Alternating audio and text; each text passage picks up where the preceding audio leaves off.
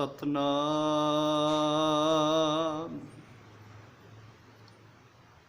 ਵਾਹਿਗੁਰੂ ਸਾਹਿਬ ਜੀ।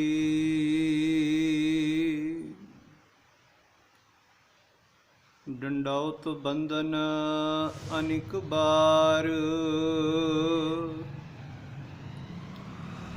ਸਰਬ ਕਲਾ ਸਮਰੱਥ।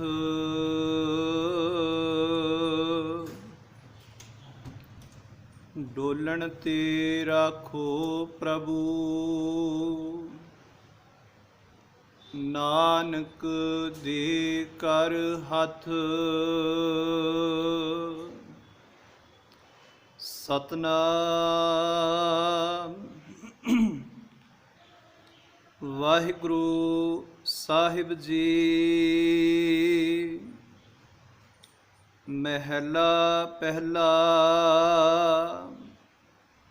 ਉਦੋ ਸਾਹੇ ਕਿਆ ਨਿਸ਼ਾਨੀ, ਟੋਟ ਨਾ ਆਵੇ ਅੰਨੀ। ਉਦੋ ਸੀ ਘਰੇ ਹੀ ਉਠੀ, ਕੂੜੀ ਰੰਨੀ ਧੰਮੀ।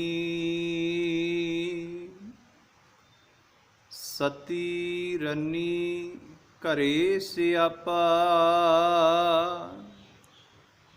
ਰੋਵਨ ਕੂੜੀ ਕੰਮੀ।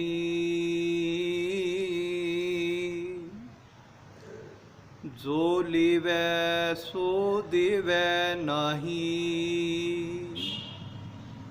ਖੱਟੇ ਦਮ ਸਹਮੀ। ਸਤੀ ਰੰਨੀ ਘਰੇ ਸਿਆਪਾ, ਰੋਵਨ ਕੂੜੀ ਕੰਮੀ। ਜੋ ਲੇਵੈ ਸੋ ਦੇਵੈ ਨਾਹੀ, ਖੱਟੇ ਦਮ ਸਹਮੀ। ਪਰਮ ਸਨਮਾਨਯੋਗ ਸਤਿਗੁਰਾਂ ਦੀ ਸਾਜੀ ਨਵਾਜੀ ਗੁਰੂ ਰੂਪ ਗੁਰੂ ਪਿਆਰੀ ਸਾਧ ਸੰਗਤ ਜੀਓ। ਜ਼ਾਹਰ ਪੀਰ ਜਗਤਗੁਰੂ ਬਾਬਾ ਸਿੱਖ ਧਰਮ ਦੇ ਬਾਨੀ ਧੰਨ ਸਤਿਗੁਰੂ ਗੁਰੂ ਨਾਨਕ ਸਾਹਿਬ ਜੀ ਦੇ ਪਵਿੱਤਰ ਮੁਖਾਰ ਬਿੰਦ ਤੋਂ ਉਚਾਰਨ ਕੀਤੇ ਹੋਏ ਪਾਵਨ ਸ਼ਲੋਕ, ਜੋ ਸ਼ਲੋਕ ਵਾਰਾ ਤੇ ਵਧੀਕ ਅੰਦਰ ਸੁਭਾਈਮਾਨ ਨੇ, ਤਿਨਾਂ ਦੀ ਲੜੀਵਾਰ ਵਿਚਾਰ ਵਿਆਖਿਆ ਆਪ ਜੀ ਨਿਤਾ ਪ੍ਰਤੀ ਸਰਵਨ ਕਰਦੇ ਆ ਰਹੇ ਹੋ। ਵਿਚਾਰ ਅਧੀਨ 29 ਨੰਬਰ ਸ਼ਲੋਕ, ਜਿਸ ਦਾ ਪਾਠ ਹੁਣੇ ਆਪ ਜੀ ਨੇ ਸਰਵਨ ਕੀਤਾ ਹੈ, ਇਹ ਪਾਵਨ ਸ਼ਲੋਕ ਹੀ ਅੱਜ ਦੀ ਵਿਚਾਰ ਦਾ ਕੇਂਦਰ ਹੈ। ਆਓ ਮਨ ਬਿਰਤੀਆਂ ਨੂੰ ਇਕਾਗਰ ਕਰਦਿਆਂ ਹੋਇਆਂ ਗੁਰਮਤਿ ਦੀ ਵਿਚਾਰ ਆਰੰਭ ਕਰਨ ਤੋਂ ਪਹਿਲਾਂ ਕਲਗੀਧਰ ਪਿਤਾ ਧੰਨ ਗੁਰੂ ਗੋਬਿੰਦ ਸਿੰਘ ਮਹਾਰਾਜ ਜੀ ਵੱਲੋਂ ਬਖਸ਼ਿਸ਼ ਕੀਤੀ ਹੋਈ ਪਿਆਰ ਭਰੀ ਅਸੀਸ ਗੁਰੂ ਫਤਿਹ ਨਾਲ ਸਾਂਝ ਪਾਓ। ਆਖੋ ਜੀ ਵਾਹਿਗੁਰੂ ਜੀ ਕਾ ਖਾਲਸਾ, ਵਾਹਿਗੁਰੂ ਜੀ ਕੀ ਫਤਿਹ। ਗੁਰੂ ਨਾਨਕ ਸਾਹਿਬ ਜੀ ਸ਼ਲੋਕ ਦੇ ਆਰੰਭ ਵਿੱਚ ਫਰਮਾਨ ਕਰਦੇ ਨੇ, ਉਦਹੂ ਸਾਹੇ ਕਿਆ ਨਿਸ਼ਾਨੀ, ਟੋਟ ਨਾ ਆਵੇ ਅੰਨੀ। ਸਤਿਗੁਰੂ ਜੀ ਫਰਮਾਉਂਦੇ ਨੇ ਕਿ ਭਾਈ, ਜਿਹੜਾ ਇਨਸਾਨ ਉਦਮ ਕਰਨ ਵਾਲਾ ਹੈ, ਮਿਹਨਤ ਕਰਨ ਵਾਲਾ ਹੈ, ਜਿਹੜਾ ਇਨਸਾਨ ਮਾਇਆ ਦੀ ਖਾਤਰ ਉਦਮ ਕਰ ਰਿਹਾ ਹੈ, ਮਾਇਆ ਦੀ ਖਾਤਰ ਮਿਹਨਤ ਕਰ ਰਿਹਾ ਹੈ, ਐਸੇ ਮਨੁੱਖ ਨੂੰ ਅੰਨ ਅਤੇ ਧਨ ਦੀ ਕਮੀ ਨਹੀਂ ਹੋ ਸਕਦੀ। ਮਿਹਨਤ ਕਰਨ ਵਾਲਾ ਇਨਸਾਨ, ਉਦਮ ਕਰਨ ਵਾਲਾ ਇਨਸਾਨ, ਉਹਦੇ ਕੋਲ ਅੰਨ ਅਤੇ ਧਨ ਬਹੁਤ ਹੁੰਦਾ ਹੈ। ਕਹਿਣ ਤੋਂ ਭਾਵ ਕਿ ਉਹਦੇ ਕੋਲ ਸੰਸਾਰ ਦੀਆਂ ਸਹੂਲਤਾਂ ਬਹੁਤ ਹੁੰਦੀਆਂ ਨੇ, ਕਿਉਂਕਿ ਉਦਮੀ ਹੈ। ਉਸ ਦੀ ਜ਼ਿੰਦਗੀ ਅੰਦਰ ਆਲਸ ਨਹੀਂ ਹੈਗਾ। ਪਰ ਬਾਦਸ਼ਾਹ ਆਖਦੇ ਨੇ ਕਿ ਜਿਹੜਾ ਇਨਸਾਨ ਕੇਵਲ ਮਾਇਆ ਦੀ ਖਾਤਰ दौड़ भज कर रहा है, माया की खातर भटक रहा है, उसकी जिंदगी अंदर सहूलतां बहुत हुंदियां ने, पर केवल माया की खातर भजन वाला इंसान उसकी जिंदगी अंदर सुख नहीं हुंदा। प्यारिओ, ये दो चीज़ां ने। पहली चीज़ सहूलत, दूसरी चीज़ सुख। हुण इन्हां दोनों के अंदर अंतर है। जिवें एक शब्द है दुख ते दूसरा शब्द है दर्द, इसी तरह एक शब्द है सहूलत, एक शब्द है सुख। हुण इन्हां दोनों के अंदर अंतर है। माया दे नाल मनुख कई प्रकार दीयां सहूलतां पैदा कर सकता है। ਉਹਦੇ ਕੋਲ ਅੰਨ ਹੋਵੇਗਾ, ਉਹਦੇ ਕੋਲ ਧਨ ਹੋਵੇਗਾ, ਉਹਦੇ ਕੋਲ ਵੱਡਾ ਬੰਗਲਾ ਹੋਵੇਗਾ, ਵੱਡੀਆਂ ਗੱਡੀਆਂ ਹੋਣਗੀਆਂ। ਇਹ ਸਾਰੀਆਂ ਸਹੂਲਤਾਂ ਨੇ। ਉਹ ਗਰਮੀ ਤੋਂ ਬਚਣ ਵਾਸਤੇ ਏਸੀ ਦੇ ਅੰਦਰ ਸੌਂਦਾ ਹੋਵੇਗਾ, ਇਹ ਸਹੂਲਤ ਹੈ। ਪਰ ਜੋ ਸੁੱਖ ਨੂੰ ਸਹੂਲਤ ਦੇ ਨਾਲ ਤੋਲਿਆ ਨਹੀਂ ਜਾ ਸਕਦਾ। ਸੁੱਖ ਇੱਕ ਵੱਖਰੀ ਚੀਜ਼ ਹੈ, सहूलत एक वखरी चीज़ है। माया के पिछे भजन वाला इंसान जिहड़ा केवल माया के पिछे भज रहा है, पातशाह आखदे ने सहूलतां ते होणगियां, अन्न धन ते होवेगा, पर ऐसे मनुख दे कोल सुख नहीं होवेगा, आत्मिक चैन नहीं होवेगा, आत्मिक सुख नहीं होवेगा। इस करके पातशाह बाणी अंदर आखदे ने कि भाई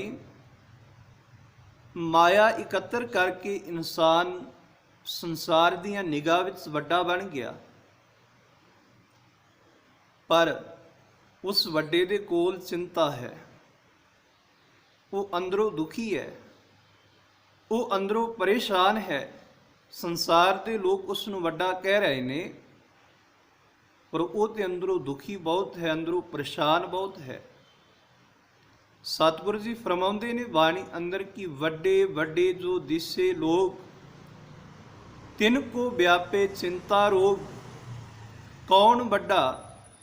सवाल करते ने पातशाह, भाई कौन वड्डा है? जिसने केवल माया नूं इकत्तर कीता है, पदार्थां नूं इकत्तर कीता है, कि वो इंसान वड्डा है? हजूर आखदे ने ऐसे वड्डे इंसान नूं चिंता दा रोग लगा होया है। जिथे चिंता है उत्थे सुख नहीं हुंदा। सहूलतां जितनियां मर्जी होण, कई बारी मनुख सहूलत बहुत है, वड्डी गड्डी है, वड्डा बंगला है, पर उत्थे भी इंसान दुखी है, उत्थे भी इंसान तपिया होया है। 36 प्रकार के भोजन ने खाण वास्ते, पर फिर भी इंसान दुखी है, फिर भी अंदरों चिंता अंदर है। हुण पातशाह आखदे ने कारण की कौन वड्डा? माया वड्याई कि जिस दे कोल माया है, जिसनूं माया दे राही वड्याई मिली है, कि वो वड्डा है? पातशाह कहंदे ने नहीं, सो वड्डा जिन राम लिव लाई है भाई।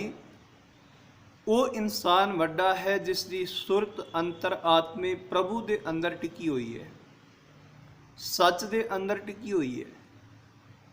वो इंसान असल विच वड्डा है। क्यों वड्डा है? क्योंकि उहदे कोल बेशक सहूलतां नहीं, पर उहदे अंदर एक सुख है, उहदे अंदर एक आनंद है।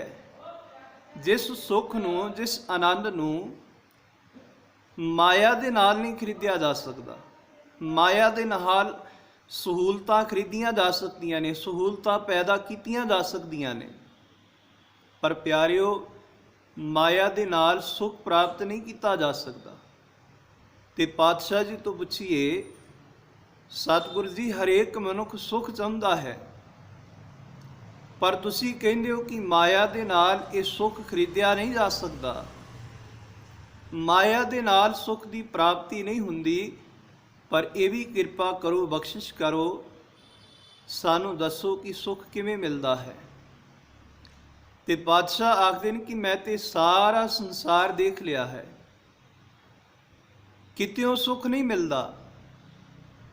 कित्थों मिलदा है? पातशाह कहंदे ने एक चीज़ है जित्थों सुख मिलदा है। वो की चीज़ है? डिठा सब संसार सुख ना नाम बिन। पातशाह आखदे ने मैं सारा संसार देख लिया है, सारी भज दौड़ करके देख ली है, पर नाम तो बिना सुख नहीं मिलता। सुख नाही बहुते धन खाटे, सुख नाही पेखै निरत नाटे, सुख नाही बहु देश कमाए, ਸਰਬ ਸੁਖਾ ਹਰ ਹਰ ਗੁਣ ਗਾਏ। ਮਨੁੱਖ ਕਹਿੰਦਾ ਕਿ ਧਨ ਇਕੱਤਰ ਹੋ ਜਾਏ ਤਾਂ ਸੁਖ ਆਵੇਗਾ, ਨਾਟਕ ਚਾਟਕ ਮੈਂ ਦੇਖਾਂ ਤਾਂ ਸੁਖੀ ਹੋ ਜਾਵਾਂਗਾ। ਪਾਤਸ਼ਾਹ ਆਖਦੇ ਨੇ ਮਨੁੱਖ ਚਾਹੁੰਦਾ ਕਿ ਮੈਂ ਘਰ ਵਿੱਚ ਦੁਖੀ ਹਾਂ, ਕਿਸੇ ਸੋਹਣੀ ਜਗ੍ਹਾ 'ਤੇ ਜਾ ਕੇ ਕੁਝ ਦਿਨ ਕੱਟ ਕੇ ਆਵਾਂ, ਘੁੰਮ ਕੇ ਆਵਾਂ, ਉੱਥੇ ਜਾ ਕੇ ਮੈਂ ਸੁਖੀ ਹੋਵਾਂਗਾ। ਪਾਤਸ਼ਾਹ ਕਹਿੰਦੇ ਨਹੀਂ ਭਾਈ, ਸਰਬ ਸੁਖਾ ਹਰ ਹਰ ਗੁਣ ਗਾਏ। ਸਰਬ ਸੁਖ ਦੀ ਪ੍ਰਾਪਤੀ ਉਸ ਹਰੀ ਦੇ ਗੁਣਾਂ ਨੂੰ ਗਾਉਣ ਦੇ ਨਾਲ ਹੁੰਦੀ ਹੈ। ਇਸ ਕਰਕੇ ਪਾਤਸ਼ਾਹ ਆਖਦੇ ਨੇ ਕਿ ਭਾਈ ਮਾਇਆ ਨਾਲ ਸਹੂਲਤਾਂ ਪੈਦਾ ਹੁੰਦੀਆਂ ਨੇ, ਪਰ ਨਾਮ ਦੇ ਨਾਲ ਸੁਖ ਮਿਲਦਾ ਹੈ। ਹੁਣ ਇੱਥੇ ਦੋ ਵਿਚਾਰਾਂ ਨੇ, ਮਾਇਆ ਵੀ ਜ਼ਰੂਰੀ ਹੈ, ਬਾਹਰ ਦੀਆਂ ਸਹੂਲਤਾਂ ਵੀ ਚੰਗੀਆਂ ਨੇ, ਪਰ ਜੇ ਸਹੂਲਤਾਂ ਹੈਗੀਆਂ ਨੇ ਤੇ ਮਨੁੱਖ ਦੇ ਕੋਲ ਸੁੱਖ ਨਹੀਂ। ਮਾਇਆ ਦੇ ਰਾਹੀਂ ਸਹੂਲਤ ਪੈਦਾ ਹੋ ਰਹੀ ਹੈ। ਪਾਤਸ਼ਾਹ ਕਹਿੰਦੇ ਨੇ ਨੇਕ ਕਿਰਤ ਕਰਕੇ, ਸੁਕ੍ਰਿਤ ਕਮਾਈ ਕਰਕੇ ਜਿੰਨੀਆਂ ਮਰਜ਼ੀ ਅਸੀਂ ਸਹੂਲਤਾਂ ਪੈਦਾ ਕਰੀਏ, ਮੁਬਾਰਕ ਹੈ। ਤੇ ਪਾਤਸ਼ਾਹ ਆਖਦੇ ਨੇ ਦੂਸਰੇ ਪਾਸੇ ਇਹ ਗੱਲ ਭੁੱਲ ਨਾ ਜਾਈਏ ਕਿ ਜਿਹੜਾ ਸੁੱਖ ਹੈ ਉਹ ਨਾਮ ਨਾਲ ਮਿਲੇਗਾ। ਬਾਹਰੋਂ ਸਹੂਲਤਾਂ ਨਾਲ ਅਸੀਂ ਸੁਖੀ ਹੋ ਜਾਵਾਂਗੇ, ਪਰ ਅੰਦਰ ਜਿਹੜਾ ਸੁੱਖ ਹੈ ਉਹ ਪ੍ਰਭੂ ਦੇ ਨਾਮ ਦੇ ਰਾਹੀਂ ਸਾਨੂੰ ਪ੍ਰਾਪਤ ਹੋਣਾ ਹੈ, ਗੁਣਾਂ ਦੇ ਰਾਹੀਂ ਪ੍ਰਾਪਤ ਹੋਣਾ ਹੈ। ਸਦਾ ਆਨੰਦ ਰਹਿ ਦਿਨ ਰਾਤੀ, ਗੁਣ ਕਹਿ ਗੁਣੀ ਸਮਾਵਨਿਆ। ਜਿਹੜੇ ਉਸ ਦੇ ਗੁਣਾਂ ਨੂੰ ਚੇਤੇ ਕਰਦੇ ਨੇ, ਗੁਣਾਂ ਨੂੰ ਧਾਰਨ ਕਰਦੇ ਨੇ, ਪਾਤਸ਼ਾਹ ਕਹਿੰਦੇ ਨੇ ਉਹ ਦਿਨ ਰਾਤ ਸੁੱਖ ਵਿੱਚ, ਆਨੰਦ ਵਿੱਚ ਜਿਉਂਦੇ ਨੇ। ਹੁਣ ਗੁਰੂ ਨਾਨਕ ਸਾਹਿਬ ਜੀ ਦੇ ਜੋ ਤਿੰਨ ਉਪਦੇਸ਼ ਵਿਚਾਰੀਏ ਕਿ ਜੋ ਬੜੇ ਨਿਰਮੋਲਕ ਨੇ, ਬੜੇ ਸੁਨਹਿਰੀ ਤਿੰਨ ਉਪਦੇਸ਼, ਤੇ ਉਹਨਾਂ ਤਿੰਨ ਉਪਦੇਸ਼ਾਂ ਅੰਦਰ ਬੜਾ ਕੁਝ ਸਮਾਇਆ ਹੋਇਆ ਹੈ ਜ਼ਿੰਦਗੀ ਦਾ। ਜਿਵੇਂ ਪਹਿਲਾ ਉਪਦੇਸ਼ ਕਿਰਤ ਕਰੋ, ਦੂਸਰਾ ਉਪਦੇਸ਼ ਨਾਮ ਜਪੋ। ਹੁਣ ਕਿਉਂ ਪਾਤਸ਼ਾਹ ਜੀ ਨੇ ਇਹ ਦੋਨੇ ਚੀਜ਼ਾਂ ਨੂੰ ਜ਼ਰੂਰੀ ਆਖਿਆ ਕਿ ਕਿਰਤ ਨਾਲ ਸਹੂਲਤਾਂ ਪੈਦਾ ਹੋਣਗੀਆਂ ਤੇ ਨਾਮ ਦੇ ਨਾਲ ਸੁੱਖ ਪੈਦਾ ਹੋਏਗਾ। ਇਹਨਾਂ ਦੋਨਾਂ ਤੋਂ ਬਿਨਾਂ ਗੁਜ਼ਾਰਾ ਨਹੀਂ ਹੈਗਾ। ਨਾ ਕਿਰਤ ਤੋਂ ਬਿਨਾਂ ਗੁਜ਼ਾਰਾ ਹੈ ਤੇ ਨਾ ਨਾਮ ਤੋਂ ਬਿਨਾਂ ਗੁਜ਼ਾਰਾ ਹੈ। ਹੁਣ ਪਾਤਸ਼ਾਹ ਕਹਿੰਦੇ ਨੇ ਇਹ ਦੋਨੇ ਚੀਜ਼ਾਂ ਜ਼ਰੂਰੀ ਨੇ। ਜਿਸ ਦੇ ਕੋਲ ਇਹ ਦੋਨੇ ਹੋਣਗੀਆਂ ਉਹੀ ਵੰਡ ਸਕੇਗਾ।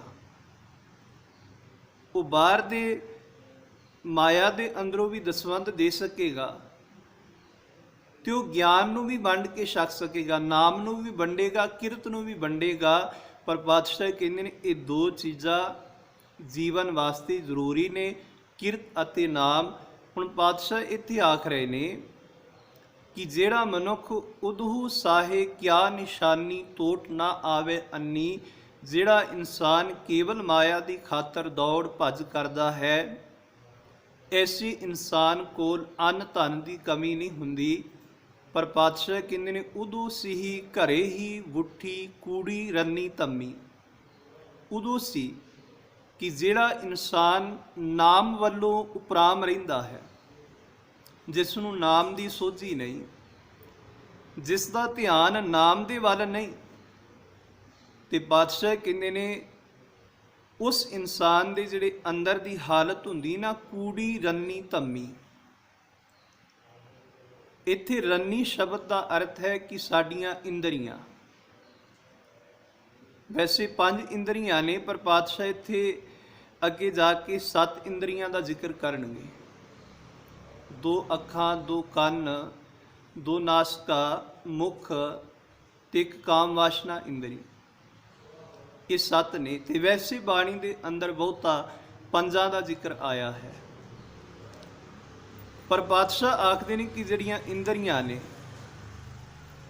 जिहड़ियां अखां ने, जो नासका है, ਕੰਨ ने साडे, जे असी नाम वालों उपराम लवांगे, नाम वाले पासे साडा ध्यान ना होवेगा, तो बादशाह कहंदे ने साडियां जिहड़ियां इंद्रियां ने ये गलत पासे चलियां जाणगियां। हुण इन्हां इंद्रियां नूं माया नहीं रोक सकदी कि जे इंसान ये आखे वध तो वध मैं माया इकत्तर करके अपने जीवन नूं सचियार बना लवांगा, अपने जीवन नूं मैं निर्मल बना लवांगा, पर बादशाह कहंदे नहीं, ये माया दे वस की गल नहीं। इन्हां इंद्रियां ने कंट्रोल आउणा है नाम दे नाल।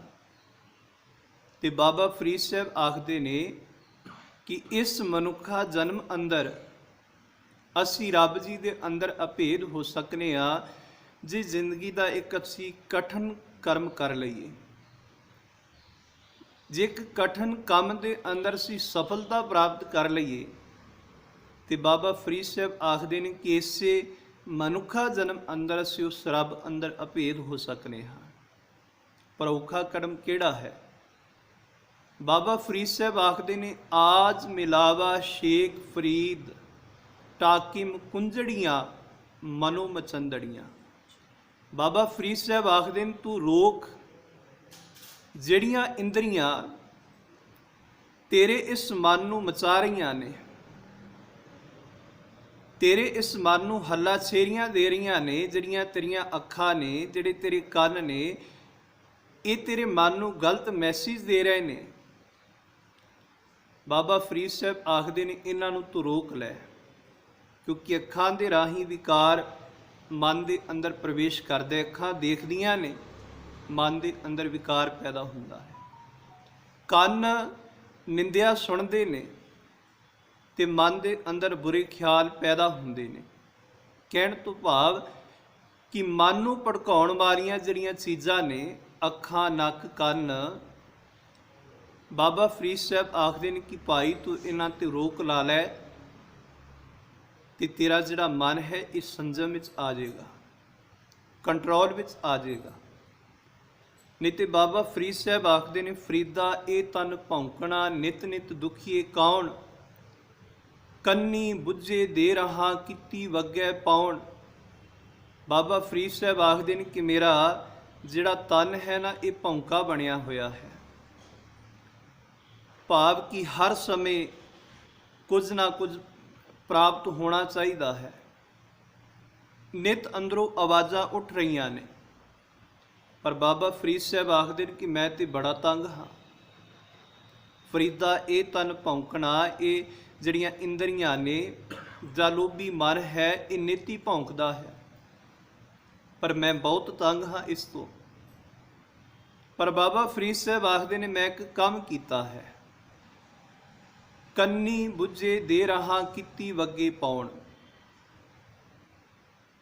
बुझे शब्द का अर्थ है कि जिवें आपां रूह कंन विच धर लैंदे हां ते आवाज़ सानूं सुनाई नहीं देंदी, कंन बंद हो जाता है। बाबा फरीद साहब आखदे ने कि मैं ते विकारां वल्लों अपने कंन ही बंद कीते हुए ने, मैं ते इंद्रियां दी गल सुनदा ही नहीं, इस करके सुनदा नहीं तो मेरे उत्ते असर नहीं हो रहा। तो बड़ा प्यारा ये उपदेश सानूं समझाउंदे ने कि भाई जे माड़े ख्यालों तो बुरे फुरनियां तो बचना है, आउणगे जरूर, पर बाबा फरीद साहब आखदे ने कि उन्हां नूं सुणीए ना, उस पासे ध्यान ना दईए, वो आए तो चले गए। इसे भाव का वचन बाबा कबीर साहब जी दा असीं पढ़ने हाँ, क्योंकि अज दे शब्द के विचार के नाल वो पावन शब्द भी टुक रहा है जो गुरु नानक साहब जी आखदे ने इत्थे कि सती रन्नी घरे सियापा रोवन कूड़ी कमी। सती रन्नी की 7 इंद्रियां, घरे सियापा, जिसने मेरे घर में सियापा पा रखिया है, मेरे घर में कलेश पा के रखिया है। सती रन्नी घरे सियापा, मेरा अंदर चैन नहीं, सुख नहीं हैगा। क्यों? रोवन कूड़ी कमी। ਜਿਹੜੀਆਂ ਇੰਦਰੀਆਂ ਨੇ ਇਹ ਕੂੜੇ ਕੰਮਾਂ ਵਾਲੇ ਪਾਸੇ ਲੱਗੀਆਂ ਹੋਈਆਂ ਨੇ, ਵਿਕਾਰਾਂ ਵਾਲੇ ਪਾਸੇ ਲੱਗੀਆਂ ਨੇ। ਇਸ ਕਰਕੇ ਮੇਰੇ ਹਿਰਦੇ ਰੂਪੀ ਘਰ ਵਿੱਚ ਤੇ ਹਰ ਸਮੇਂ ਸਿਆਪਾ ਪਿਆ ਰਹਿੰਦਾ ਹੈ। ਤੇ ਬਾਬਾ ਕਬੀਰ ਸਾਹਿਬ ਜੀ ਦਾ ਅਸੀਂ ਪਾਵਨ ਸ਼ਬਦ ਪੜ੍ਹਨੇ ਹਾਂ। ਅਕਸਰ ਉਹ ਜਿਹੜਾ ਸ਼ਬਦ ਹੈ ਅੰਤਿਮ ਅਰਦਾਸ ਤੇ ਪੜ੍ਹਿਆ ਜਾਂਦਾ ਹੈ, ਪਰ ਜਦੋਂ ਉਸ ਸ਼ਬਦ ਨੂੰ ਵਿਚਾਰੀਏ, ਬਾਬਾ ਕਬੀਰ ਸਾਹਿਬ ਜੀ ਗੱਲ ਜਿਉਂਦਿਆਂ ਜੀ ਸਾਡੇ ਅੰਦਰ ਦੀ ਕਰਦੇ ਪਏ ਨੇ। ਬੜੀ ਕਮਾਲ ਦੀ ਗੱਲ, ਬੜੀ ਗਹਿਰੀ ਗੱਲ ਕਰਦੇ ਪਏ ਨੇ ਉਸ ਸ਼ਬਦ ਅੰਦਰ। ਉਸ ਸ਼ਬਦ ਦੀ ਆਰੰਭਤਾ ਇੱਥੋਂ ਹੋ ਰਹੀ ਹੈ ਕਿ ਦੇਹੀ ਗਾਵਾ। ਦੇਹੀ ਦਾ ਅਰਥ ਹੈ ਸਰੀਰ, ਗਾਵਾ ਦਾ ਅਰਥ ਹੈ ਨਗਰ। ਕਿ ਮੇਰਾ ਸਰੀਰ ਇੱਕ ਨਗਰ ਹੈ। ਜੀਓ ਧਰ ਮੈਂ ਤੋਂ, ਜਿਹੜਾ ਇਸ ਦੇ ਅੰਦਰ ਜੀਵ ਹੈ ਉਹ ਇਸ ਨਗਰ ਦਾ ਮਾਲਕ ਹੈ। ਦੇਹੀ ਗਾਵਾ ਜੀਓ ਧਰ ਮੈਂ ਤੋਂ, ਬਸੇ ਪੰਜ ਕਿਰਸਾਨਾ। ਇਹਦੇ ਅੰਦਰ ਪੰਜ ਕਿਰਸਾਨ ਵੀ ਵਸ ਰਹੇ ਨੇ। ਪੰਜ ਕਿਰਸਾਨ ਵਸ ਰਹੇ ਨੇ, ਕਾਮ, ਕ੍ਰੋਧ, ਲੋਭ, ਮੋਹ, ਹੰਕਾਰ। ਤੇ ਬਾਬਾ ਕਬੀਰ ਸਾਹਿਬ ਆਖਦੇ ਨੇ ਕਿ ਨੈਨੂ ਨਕਟੂ ਸ਼ਰਵਨੂ ਰਸਪਤ ਇੰਦਰੀ ਕਹਿਆ ਨਾ ਮਾਨਾ। ਬਾਬਾ ਕਬੀਰ ਸਾਹਿਬ ਆਖਦੇ ਨੇ ਕਿ ਜਿੰਦ ਹੈ ਤੇ ਮਾਲਕ ਹੈ, ਪਰ ਇਹਦੇ ਅੰਦਰ ਨੈਨੂ ਨਕਟੂ ਸ਼ਰਵਨੂ ਰਸਪਤ ਇੰਦਰੀ ਕਹਿਆ ਨਾ ਮਾਨਾ। ਗੱਲ ਇੰਦਰੀ ਦੀ ਚੱਲ ਰਹੀ ਹੈ ਕਿ ਜਿਹੜੀਆਂ ਅੱਖਾਂ ਨੇ, ਕੰਨ ਨੇ, ਰਸਨਾ ਹੈ। ਬਾਬਾ ਕਬੀਰ ਸਾਹਿਬ ਆਖਦੇ ਨੇ ਕਿ ਇਹ ਚੀਜ਼ਾਂ ਮੇਰੇ ਕੰਟਰੋਲ ਦੇ ਅੰਦਰ ਨਹੀਂ ਹੈਗੀਆਂ। ਕਹਿਆ ਨਾ ਮਾਨਾ, ਮਨ ਜਿੰਦ ਰੋਕਦੀ ਹੈ, ਪਰ ਅੱਖਾਂ ਤਾਂ ਵੀ ਬੁਰਾ ਤੱਕਦੀਆਂ ਨੇ। ਨੈਨੋ ਨੀਂਦ ਪਰ ਦ੍ਰਿਸ਼ਟ ਵਿਕਾਰ, ਸਰਵਣ ਸੋਏ ਸੁਨ ਨਿੰਦ ਵਿਚਾਰ। ਰਸਨਾ ਸੋਈ ਲੋਭ ਮਿੱਠੇ ਸਾਧ, ਮਨ ਸੋਇਆ ਮਾਇਆ ਬਿਸਮਾਦ। ਹੁਣ ਜਿੰਦ ਨੂੰ ਪਤਾ ਤੇ ਹੈ ਨਾ ਕਿ ਪਰਾਇਆ ਰੂਪ ਤੱਕਣਾ ਮਾੜਾ ਹੈ। ਕਿਹਨੂੰ ਨਹੀਂ ਪਤਾ ਕਿ ਨਿੰਦਿਆ ਚੁਗਲੀ ਕਰਨੀ ਜਾਂ ਸੁਣਨੀ ਮਾੜੀ, ਇਹ ਪਤਾ ਤੇ ਹੈ, ਪਰ ਕੰਨਾਂ ਨੂੰ ਰਸ ਲੱਗਾ ਹੋਇਆ ਹੈ, ਅੱਖਾਂ ਨੂੰ ਰਸ ਲੱਗਾ ਹੈ। ਹੁਣ ਬਾਬਾ ਕਬੀਰ ਸਾਹਿਬ ਆਖਦੇ ਨੇ ਕਿ ਦਿੱਕਤ ਇਹ ਆ ਰਹੀ ਹੈ ਕਿ ਮੇਰੀ ਜਿੰਦ ਦੇ ਆਖੇ ਨਾ ਅੱਖਾਂ ਲੱਗ ਰਹੀਆਂ ਨੇ, ਨਾ ਕੰਨ ਲੱਗ ਰਹੇ ਨੇ, ਨਾ ਰਸਨਾ ਮੇਰੀ ਜਿੰਦ ਦੇ ਆਖੇ ਲੱਗ ਰਹੀ ਹੈ। ਇਸ ਕਰਕੇ ਆਖਦੇ ਕਿ ਇੰਦਰੀ ਕਹਿਆ ਨਾ ਮਾਨਾ। ਜਿਨ੍ਹਾਂ ਇੰਦਰੀਆਂ ਕਰਕੇ ਮੇਰੇ ਘਰ ਵਿੱਚ ਸਿਆਪਾ ਪਿਆ ਹੋਇਆ ਹੈ, ਇਹ ਚੀਜ਼ਾਂ ਮੇਰੇ ਕੰਟਰੋਲ ਤੋਂ ਬਾਹਰ ਨੇ। ਹੁਣ ਘਰ ਵਿੱਚ ਜੀ ਤੇ ਇੱਕ ਮਾੜਾ ਆ ਜਾਏ, ਇੱਕ ਮਾੜਾ ਹੋਵੇ ਤੇ ਸਾਰਾ ਘਰ ਦੁਖੀ ਹੁੰਦਾ ਹੈ। ਪਰ ਜਿੱਥੇ ਸਾਡੇ ਇਸ ਸਰੀਰ ਅੰਦਰ ਸਾਰੀਆਂ ਹੀ ਇੰਦਰੀਆਂ ਮਾੜੀਆਂ ਨੇ ਤੇ ਉਸ ਘਰ ਵਿੱਚ ਆਨੰਦ ਕਿਵੇਂ ਹੋਏਗਾ? ਹੁਣ ਅੱਖਾਂ ਵੀ ਮਾੜੀਆਂ ਨੇ, ਕੰਨ ਵੀ ਮਾੜੇ, ਰਸਨਾ ਵੀ ਮਾੜੀ, ਪੁੱਠੇ ਪਾਸੇ ਇਹ ਚੀਜ਼ਾਂ ਲੱਗੀਆਂ ਹੋਈਆਂ ਨੇ। ਹੁਣ ਆਖਦੇ ਨੇ ਕਿ ਕਿਵੇਂ ਹਿਰਦੇ ਰੂਪੀ ਘਰ ਵਿੱਚ ਸੁੱਖ ਹੋਵੇ। ਬਾਬਾ ਅਬ ਨਾ ਬਸੋਂ ਇਹ ਗਾਉਂ। ਇਹ ਜਿੰਦ ਆਖਦੀ ਹੈ ਸਰੀਰ ਨੂੰ ਕਿ ਮੈਂ ਤੇਰੇ ਅੰਦਰ ਵਸਣਾ ਨਹੀਂ ਹੈਗਾ। ਕਿਉਂ? ਕਿਉਂਕਿ ਮੇਰੇ ਇੰਦਰੀਆਂ ਮੇਰੇ ਕੰਟਰੋਲ ਤੋਂ ਬਾਹਰ ਨੇ। ਤੇ ਉੱਥੇ ਵਚਨ ਅੱਗੇ ਆਇਆ, ਘਰੀ ਘਰੀ ਕਾ ਲੇਖਾ ਮੰਗੈ। ਇਹ ਨਹੀਂ ਕਿ ਲੇਖਾ ਅੱਗੇ ਮੰਗਿਆ ਜਾਣਾ ਹੈ। ਬਾਬਾ ਕਬੀਰ ਸਾਹਿਬ ਆਖਦੇ ਨੇ ਕਿ ਮੇਰੇ ਤੋਂ ਤੇ ਘੜੀ ਘੜੀ ਦਾ ਲੇਖਾ ਮੰਗਿਆ ਜਾ ਰਿਹਾ ਹੈ। ਘੜੀ ਘੜੀ ਮੇਰੀ ਅੰਦਰ ਜਿਹੜੀ ਜਿੰਦ ਹੈ ਇਹ ਦੁਖੀ ਹੋ ਰਹੀ ਹੈ। ਲੇਖਾ ਤੇ ਮੇਰੇ ਤੋਂ, ਕਿਉਂਕਿ ਗੁਰੂ ਨਾਨਕ ਸਾਹਿਬ ਆਖਦੇ ਨੇ ਕਿ ਧਰਮ ਰਾਜ ਵੀ ਅੰਦਰ ਹੈ। ਨਾਨਕ ਜੀ ਉਪਾਏ ਕੈ ਲਿਖ ਨਾਮੇ ਧਰਮ ਬਹਾਲਿਆ। ਕਿ ਜਦੋਂ ਮੈਂ ਮਾੜਾ ਕਰਮ ਕਰਾਂਗਾ ਉਦੋਂ ਮੇਰੀ ਆਤਮਾ ਦੁਖੀ ਹੋਵੇਗੀ। ਜਿਸ ਨੂੰ ਪਾਤਸ਼ਾਹ ਆਖਦੇ ਨੇ ਗੁਰੂ ਅਰਜਨ ਦੇਵ ਮਹਾਰਾਜ ਜੀ ਬਾਣੀ ਅੰਦਰ ਕਿ ਪਾਪੀ ਕਰਮ ਕਮਾਮ ਦੇ ਕਰਦੇ ਹਾਏ ਹਾਏ। ਇਹ ਨਹੀਂ ਕਿ ਅੱਗੇ ਜਾ ਕੇ ਹਾਏ ਹਾਏ ਕਰਨਗੇ। ਪਾਤਸ਼ਾਹ ਕਹਿੰਦੇ ਨੂੰ ਸਜ਼ਾ ਨਾਲ ਹੀ ਅੰਤਰ ਆਤਮੇ ਭੋਗਦੇ ਨੇ। ਆਖਦੇ ਨੇ ਘਰੀ ਘਰੀ ਕਾ ਲੇਖਾ ਮੰਗੇ, ਕਾਹਿਤ ਚੇਤੂ ਨਾਉ। ਜਿਹੜਾ ਧਰਮ ਰਾਜ ਹੈ ਜਾਂ ਚਿੱਤਰ ਗੁਪਤ ਹੈ ਉਹ ਮੇਰੇ ਅੰਦਰ ਲੇਖਾ ਮੰਗੀ ਜਾ ਰਿਹਾ ਹੈ। ਪਰ ਬੁਰੇ ਕਰਮ ਤੇ ਇੰਦਰੀਆਂ ਕਰ ਰਹੀਆਂ ਨੇ। ਜਿੰਦ ਕਹਿੰਦੀ ਲੇਖਾ ਮੈਨੂੰ ਦੇਣਾ ਪੈ ਰਿਹਾ ਹੈ। ਤੇ ਅੱਗੇ ਬਾਬਾ ਕਬੀਰ ਸਾਹਿਬ ਆਖਦੇ ਨੇ, ਧਰਮ ਰਾਏ ਜਬ ਲੇਖਾ ਮੰਗਿਆ ਬਾਕੀ ਨਿਕਸੀ ਭਾਰੀ। ਜਦੋਂ ਧਰਮਰਾਜ ਮੇਰੇ ਤੋਂ ਲੇਖਾ ਮੰਗਦਾ ਹੈ ਤੇ ਮੇਰੇ ਵਿਕਾਰ ਵਧੇ ਹੁੰਦੇ ਨੇ, ਪਾਪ ਵਧਿਆ ਹੁੰਦਾ ਹੈ, ਪੁੰਨ ਘੱਟ ਕੀਤਾ ਹੈ, ਸੱਚ ਘੱਟ ਬੋਲਿਆ ਹੈ, ਝੂਠ ਜ਼ਿਆਦਾ ਬੋਲਿਆ ਹੈ, ਉਹ ਵਧਿਆ ਹੁੰਦਾ ਹੈ। ਧਰਮ ਰਾਏ ਜਬ ਲੇਖਾ ਮੰਗਿਆ ਬਾਕੀ ਨਿਕਸੀ ਭਾਰੀ। ਆਖਦੇ ਨੇ ਪੰਜ ਕਿਰਸਾਨ ਵਾ ਭਾਗ ਗਏ। ਜਿਹੜੇ ਪੰਜ ਕਿਰਸਾਨ, ਪੰਜ ਇੰਦਰੀਆਂ ਸਨ, ਭਾਗ ਗਏ। ਉਹ ਇੰਦਰੀਆਂ ਤੋਂ ਲੇਖਾ ਨਹੀਂ ਲਿਆ ਜਾਣਾ, ਲੇਖਾ ਜਿੰਦ ਤੋਂ ਲਿਆ ਜਾਣਾ ਹੈ। ਪਰ ਆਖਦੇ ਨੇ ਪੰਜ ਕਿਰਸਾਨ ਵਾ ਭਾਗ ਗਏ, ਲੈ ਬਾਂਧਿਓ ਜਿਉ ਦਰਬਾਰੀ। ਤੇ ਬਾਬਾ ਕਬੀਰ ਸਾਹਿਬ ਜੀ ਫਿਰ ਅਰਦਾਸ ਕਰਦੇ ਨੇ, ਕਹਿਤ ਕਬੀਰ ਸੁਨੋ ਰੇ ਸੰਤੋ ਖੇਤ ਹੀ ਕਰੋ ਨਵੇਰਾ।